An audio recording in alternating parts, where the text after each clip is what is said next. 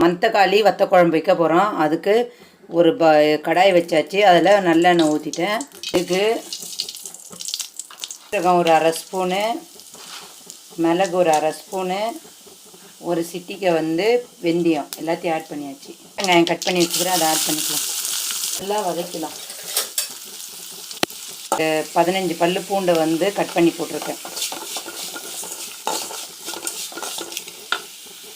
கொஞ்சோண்டு கருவேப்பிலை ஆட் பண்ணிக்கலாம்.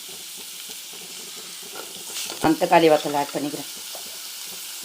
ஆட் பண்ணி இது நல்லா எண்ணெயில் வதக்கலாம். பிஞ்சு வச்சுருக்கோம், இதை ஆட் பண்ணிக்கலாம்.